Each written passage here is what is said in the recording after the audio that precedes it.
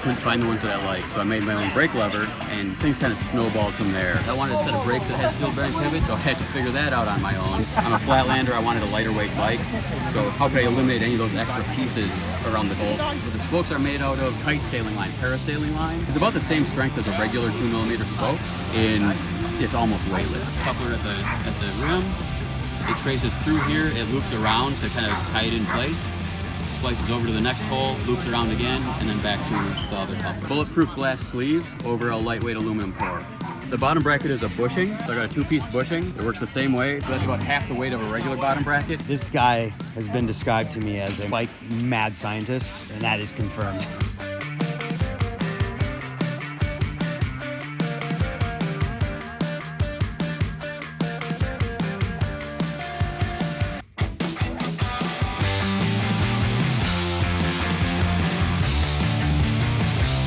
Mark Johnson has arguably one of the most custom bikes I think I've ever seen. So I'm really excited to get the scoop on this. I didn't let him tell me about it almost at all yet. And I'm gonna learn a little bit about Mark's bike here because there's so much to this. Everything kind of builds around the frame, right? Oh, well, we can start there. Why don't we start with that? I had been planning to buy a new frame. I was looking at having Laird build me a frame.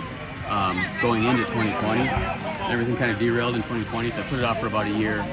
I finally ordered that in 2021, but in the meantime, I'd broken a brake lever during kind of the parts shortage, kind of at the end of the pandemic, and I couldn't find the ones that I liked. So I made my own brake lever, and things kind of snowballed from there. So that's where it started. I'll show you where that ended up. So I started with the brake levers. Like I said, I couldn't find the ones that I wanted. So I designed my own. It's got a very wide paddle. I used to run Tech 77s all the time, and I ride brakes so much I got bruises across my fingers where the brakes hit. So with a really wide paddle, a sealed bearing pivot, and the back has a double stop for the brakes, and that's how I wanted my levers to work. From there, these are sealed bearing pivots. I wanted a set of brakes that had sealed bearing pivots. Yours weren't available at the time, so I had to figure that out on my own. The brakes, these ones are carbon fiber. The original ones I designed and milled in aluminum, and those work really well. They're on my park bike right now, but I wanted the same brakes on both bikes, so I made another set of them out of carbon fiber instead. What is that process like? How does that even work? So carbon fiber can be done in sheets, or it can be cast as a chopped fiber that gets cast into a resin. And it's the fiber that gives it the strength, but it's the resin that fixes the shape. So I made a mold out of polyethylene with the inverse of the shape that I want. I cast these in the polyethylene, clean them up a little bit on the machines, and then run a finish on them. Wow. And that's... So what types of things are you considering when you're like designing that? Because you think about the carbon and you can see like you have the bracing by the pads and stuff like that. So the overall brake design process was tough. I really initially just wanted a sealed bearing pivot because with bushings they work well enough that they've kind of taken over the industry, but there's extra friction there, and I was kind of on a mission to get rid of any friction in my brake lines. This pivots here, everything's a nice straight pull. If you look at the front of the brake there, you can see the cable comes straight across. There's no angle to this. A lot of the commercial brakes, the cable comes in low to get it out of the way, but that causes friction there. I want to eliminate any friction. So sealed bearing pivots, they get kind of pinched in place, so there's no play, no slop, and everything's nice and smooth. So all of that kind of went into the design theory, a little bit of questions of how I really wanted the bike to work. The problem with the carbon fiber, it doesn't take friction well, so I did put the protective plates on where the slot is. Yeah, that's really, really cool. So cool. Those worked out pretty well. From there, as Laird was working on the frame, I built a few other parts to go with it. I did the stem. These stems I've done in a couple of sizes now. It's a split plate stem. With a typical stem, you have the main body that is the full height, and you have another piece that either clamps on the front or the top. There's a lot of extra material there. I'm a flatlander, I wanted a lighter weight bike, so how could I eliminate any of those extra pieces around the screws, around the bolts? So it's a nice, simple, nice clean design there. it just pinches together and holds everything in place. Wow, man. So then I did the stem, obviously the gyro plate as well. Yeah, so let's talk a little bit about stuff you didn't make for a second while we're in this area. You have your bars. The bars and fork are new. I just got those last fall. One I traded used for the bars, and then of course I have to buy the fork to go with it. So the titanium bar and fork is new. I had been on more conventional front end before that. Nice. What's up with this thing? What is that? In your compression cap. Since for the brakes, since I don't want extra junk kind of hanging off here for the adjuster, I put a nice clean bullet stop there, and then I've got an inline adjuster spliced into the cable. Okay. So that's just floating there. It sits a little bit lower than I wanted it to, but it works. Yeah. So then I noticed you rock the kink gyro. Yep. Cool. What's up with this? What's up with which pegs or the spokes? I don't know all of it. So a little bit later, I had done the original build in 2021. My summer project for 2022 was a new wheel build. I didn't go with titanium for the frame. I figured I could put that same money elsewhere on the bike and save more weight. So the wheel build came out pretty light. I have a off-brand carbon fiber rim, we'll call it. And I made rope spokes to tie that to the hub.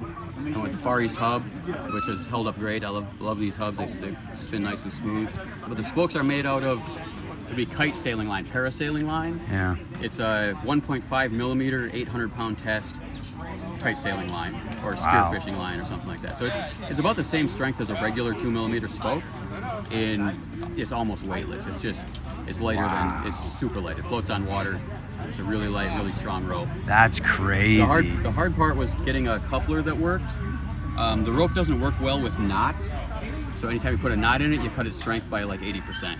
So it will always break at the knot. So I needed to be able to do a loop connection at one end. Then I threaded it through at the hub, and each pair of spokes is one rope. So I've got a coupler here, thread through at the hub.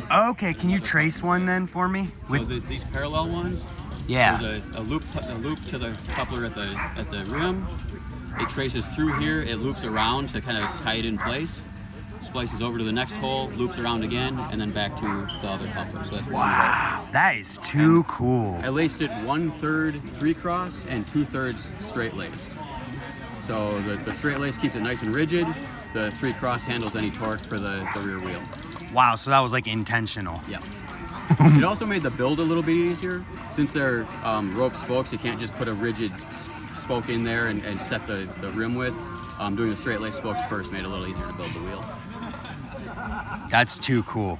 And that's not even where it ends on the front end, because there's these wild looking pegs here. We've also got the pegs. Those people keep asking me if they're transparent, and yeah, those are basically bulletproof glass sleeves, polycarbonate sleeves over a lightweight aluminum core. And you made those? So yeah, the core is milled so that it just pressure fits. It's a little bit wider at the top, so you get kind of a reverse Morse taper to hold everything together, so there's no glue or anything. They're just press fit together. And then I did an epoxy, plasticized epoxy with a sand grid for the texture coating. And I can do that in whatever color I want. So those are pretty fun to do. That is cool. And then you said that was the peg ends I just recently added. I should have done those when I first built them. It feels much better with the rounded peg ends. Okay. And then you said that was the Far East hub? And yeah, the Far East hub, okay. Front and rear. And that's just the front end. That's just the front end. So what else do we got? Back to the rear, I have this brake here. This is again one of the carbon fiber brakes on the back. This is the second one that I ever cast. It's about 1.5 years old now. It's been on this bike the whole time. And it's still going? Perfectly, yeah. So awesome. They've held up well. I'm really happy with them. Nice. I've got quite a few people riding them. I think almost everyone that I've sent them to is still running them. I know one person that ran 2.4-inch tires, just barely rubbed. So I have done a second mold that has a little bit more room. I'm going to get him a set of those and see if they work better for him. You just have carbon fiber brake pads, I assume? Yeah, Swiss Stop Black Prince pads. Carbon fiber doesn't like regular rubbers because it'll add too much friction and it'll kind of wear faster. So they make special torque pads for the carbon fiber rims. I noticed this setup. What is going on with that? What is that? Yeah, so when I designed the frame, I talked to Laird and he was willing to, instead of doing a regular stop up here, I asked him to put the stops on the side here so I could just plug the adjuster in there and run it straight to the hook. they didn't quite line up the way I wanted them to, so instead I kind of milled a backpack piece for it that I can do a crossover with the cables. And you find that helps? That gives a better, well, it's all kind of theory. You just get the brakes working as well as you can. Yeah. But having the pull running parallel to the arc of the brake itself, it makes sense. It's a more direct load path. You'll get less flex in the brake, yes, and more of your force will go directly to the rim. Yeah, essentially what you're doing is you're pulling the arm in the direction it wants to rotate versus against it. Otherwise, you're pulling it in length instead, yeah, and you get more flex. So you're pulling it along its own arc, and more of your force goes straight to the rim. Shout out to Woodard Designs. I know you've seen the crossover. Yeah, the saucer. Shout out to Geoff Meade too, because that's like his kind of really idea. Cool. That's a much easier way to do what I've done here. The bottom bracket I also. Oh yeah. I should grab. Avery, can you go grab my gray bag? For the bottom bracket, again, being a flatlander for the most part these days, I want the bike to be a pretty light build. Yeah. We don't really need a full-size mid-bottom bracket, so I did a plastic adapter. The bottom bracket is a bushing, so I got a two-piece bushing instead of a regular bearing. It works the same way, clamps straight through the inner bushing, and for flatlanders, it gives you more friction, so your pedals won't spin back when you don't want them to. So it holds them in place when you're not on the pedals, and they're always where you want them to be when you're done. Mine, I'm running with a bushing on the non-drive side, and I can also mill this out and put a lightweight bearing in there, and I have a bearing on the drive side. So that's about half the weight of a regular bottom bracket. Again, just cut a few ounces here and there. It'll have a big impact on how your bike feels. Because you guys don't need like the strength of a crazy. We're not doing roof drops. I mean, I take this bike to the park once in a while, so I have done quite a bit of jumping with it. Yeah. It's perfectly fine. But for the most part, this is my flatland bike, and I have another one for park riding. Wow, man, that is crazy. So, is there anything else in there? I know the back wheel's probably the same, right? The back wheel's the same build. Again, that's why I did the 3 crosses. That's what handles the torque. You don't want to do a straight lace wheel on the back wheel, or you'll just tear everything apart. Right. Same pegs, same build. Yeah. So then from there, what cranks and other of those parts you got? I've got the magnetanium cranks on there. Again, lightweight. I wouldn't want to ride them for park riding, but they've held up for me for flatland. Cool. The seat is an Insight racing seat, so it's a mini. This might be the smallest.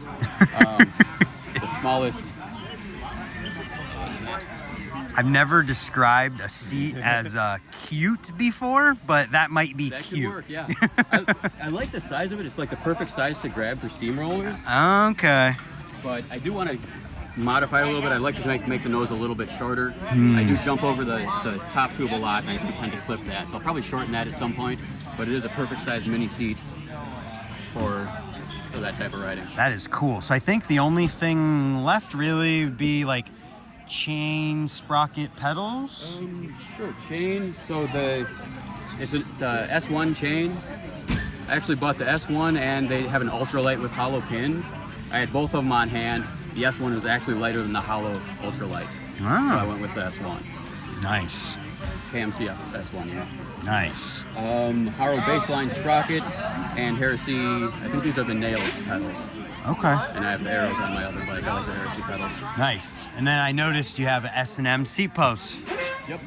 Long Johnson. Heck yeah. Dude, there's so much here. We could talk for days. Can you believe that we've only talked for 13 minutes and went over your whole entire bike? Everything. Yeah, it's short and sweet, I hope.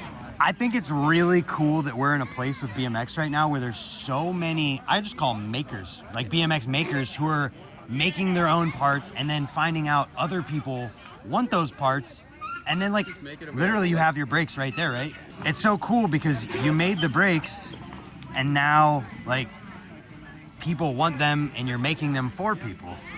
That's so sweet. Yeah, it's kind of like that. The branding is kind of accidental. It was the first time I was setting them out. Obviously, this is a prototype. I haven't seen anyone in BMX doing this style of carbon fiber.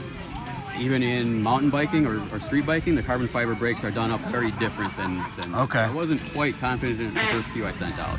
Obviously, it's been a year and a half. Everyone's still running them, and they've held up really well.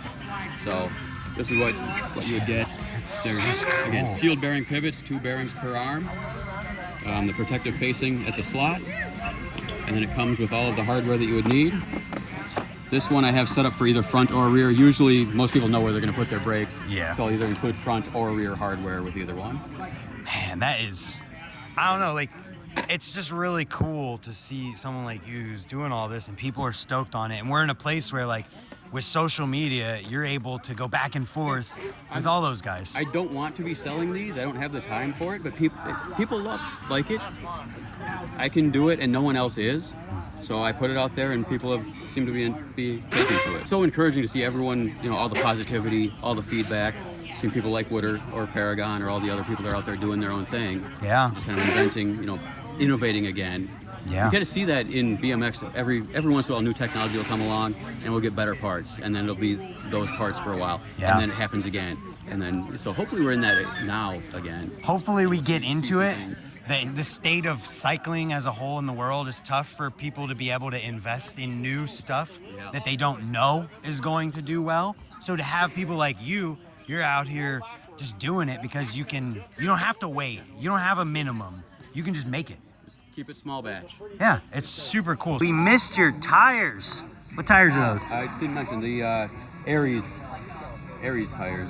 Probably the most popular tire in Flatland. Okay. Nice and lightweight, amazing grip. One last thing I totally forgot to ask about, because you make all this stuff. Is this like in your garage? Like, where do you do this? In my basement, yeah. You just have all these tools and stuff? I'm an architect by day, and I've been doing woodworking as a hobby for ages and a little bit of metalworking. So it was all kind of second nature to start piecing things together. So it was kind of just realizing another use for stuff that you already had. So if anybody wanted to like follow along with your journey, where do they look? My Instagram is the other MAJ. What's up with that? My initials are MAJ. Okay, there you go. I have 3 brothers. There's 4 of us. All of our initials are MAJ. They all went to play baseball, and I went to ride my bike, so I'm the other one. Nice. That's pretty funny. This guy has been described to me as a cycling bike mad scientist, and that is confirmed. So I appreciate your time. Right. And Thank you. Good talking with you. Yeah, man, I'm pumped to take a look at your bike. Thank you. Thank you.